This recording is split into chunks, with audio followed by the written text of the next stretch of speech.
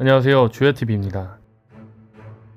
오늘의 분석은 티치의 어둠 열매, 선대주인은 골디로저? 라는 분석입니다.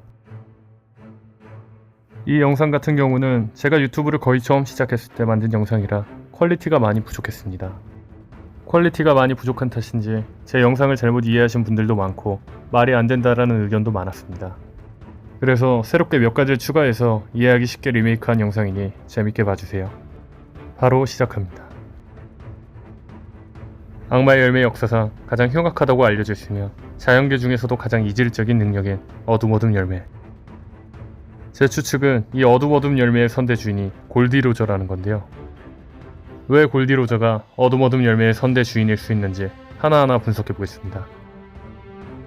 제가 이 분석을 시작하게 된 이유는 티치의 별명이 왜 검은 수염일까 라는 이유였습니다. 수염 별명 가진 자들을 보자면 세계 최강의 사나이 에드워드 뉴게이트, 사람들에게는 일명 흰수염이라 불리우죠. 흰수염이라는 별명 덕에 흰수염이 아주 돋보입니다. 자신의 별명인 흰수염이 자신의 해적기에도 떡하니 그려져 있죠. 다음은 펑크하자드에서 등장했던 갈색수염, 진짜 이름은 차드로스 히게리게스지만 갈색수염으로 불리우죠. 누가 봐도 갈색수염이 돋보이네요. 다음은 리벨리로 경비가 허술해진 틈을 타 루루시아 왕국에서 약탈을 일삼다 혁명군과 주민들에 의해 격파당한 분홍수염. 분홍수염 또한 누가 봐도 분홍수염이라 불릴 만큼 분홍수염이 돋보이죠. 반면 검은수염이라 불리우는 티치의 모습입니다. 검은수염이 돋보이나요? 상황 때부터는 분명히 티치가 검은수염이 돋보입니다. 검은수염이라고 불릴만 하죠. 하지만 아시다시피 해적들의 해적기, 즉 졸리로저는 그 선장의 정체성을 상징합니다. 그렇다면 이 해적기를 보고 티치가 검은 수염이라는 게 생각이 날까요? 하지만 외모에서 검은 수염이 드러나고 해적기에서도 수염까지 강조되는 사람이 있습니다. 바로 해적왕 골디로저입니다. 로저 해적단의 해적기, 즉 졸리로저 또한 로저의 수염을 상징하고 있죠. 사실 원피스에서는 이름보다 별명으로 자주 불립니다. 예를 들면 이름 말고 흰수염이라 불리우는 에드워드 뉴게이트, 샹크스라는 이름이 있지만 붉은 머리라 불리우는 샹크스, 루피라는 이름이 있지만 밀짚 모자라 불리우는 루피까지. 이처럼 원피스 캐릭터들은 이름보다 별명으로 많이 불립니다. 과연 로저의 별명은 무엇이었을까요? 로저는 원피스를 찾은 후부터는 해적왕이었습니다. 하지만 그 전에는 별명이 무엇이었을까요? 혹자들은 흰수염이 죽을 때 로저와 흰수염의 회상 대화를 보고 로저의 별명이 골드로저, 즉 골드 아니냐 라는 말을 합니다. 하지만 이 골드로저라는 이름은 정부가 부르던 이름입니다. 즉 뒤의 이름을 숨기기 위해 정부가 이름을 골디로저가 아닌 골드로저라고 부른 거죠. 골드로저는 별명이 아니라 따지고 보면 이름이라는 겁니다. 그렇다면 다시 돌아와 로저가 해적왕으로 불리우기 전 그의 별명은 무엇이었을까요?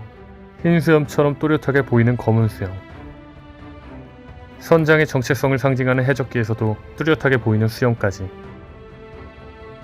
그의 별명은 검은 수염 아니었을까요? 몇몇 구독자분들께서 로저의 검은 수염은 수염이 아니라 코털이라는 댓글을 다셨는데, 오다쌤이 원피스를 처음 그렸을 때 로저의 검은 수염은 코털이었다고 합니다.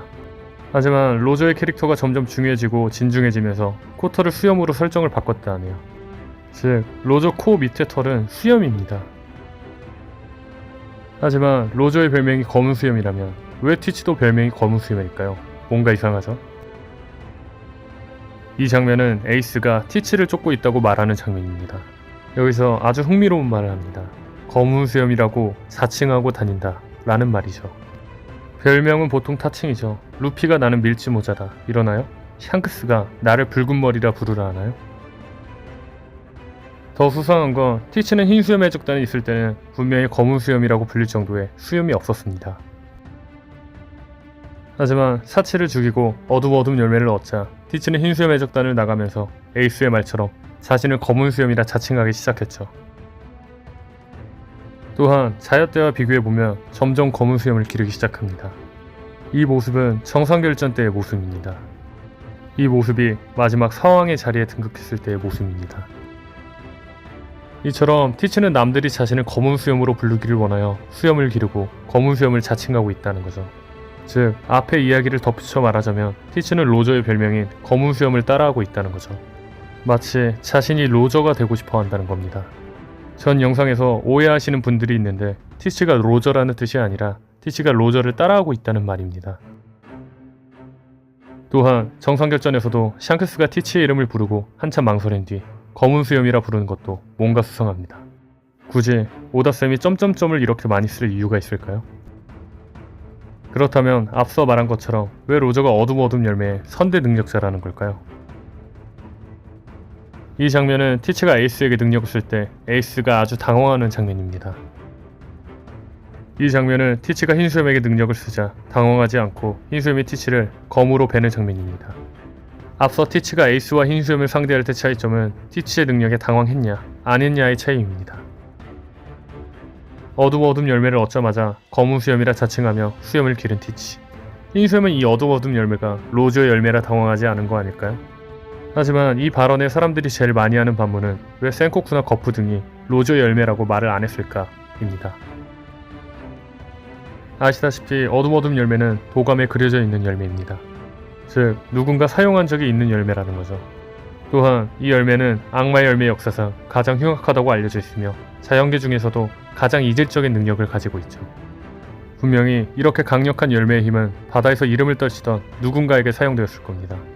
하지만 센고쿠 거프 등은 왜 티치가 어두운 열매 능력을 쓸 때 누군가의 능력이었다 말을 안 했을까요? 그렇죠. 단지 이것에 대해 거론하는 장면이 없었을 뿐인 겁니다.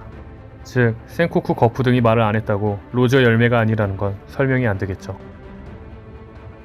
또한 로저와 흰수염이 섬에서 전투를 벌일 때 티치가 흰수염의 선원으로 있었습니다. 티치는 어둠 열매를 얻으려고 흰수염 배에 탄 거 아니냐 말이 안 된다 생각할 수 있습니다.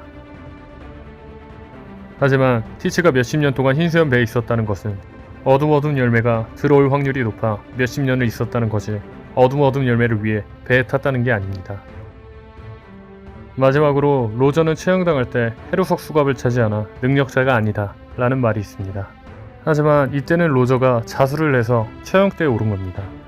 단지 로저의 자수이기 때문에 수갑도 단순 수갑으로 채운 걸 수도 있겠죠. 로저가 능력자인지 비능력자인지 아직 불명이라는 근거로 만든 거니 참고해주세요. 사실 제가 분석을 하면서 느꼈던 점은 티치와 로저의 얼굴이 닮았다는 겁니다. 로저와 티치의 얼굴을 합친 건데 닮지 않았나요? 사실 제일 중요한 점은 어둠 열매의 선대 주인이 록스일 수 있다는 겁니다. 검은 수염 해적단은 현재 록스 해적단이 결성된 해적섬 하치노스를 점거하여 본거지로 삼고 있으며 해적선의 이름 또한 샤벨 오브 지베코로 록스의 플레임, 록스디 지백에 지백이란 이름이 들어가죠. 사실 어두운 열매는 록스의 것이 더 유력하죠. 하지만 다른 가능성을 열어두고 분석한 거니 참고해주세요.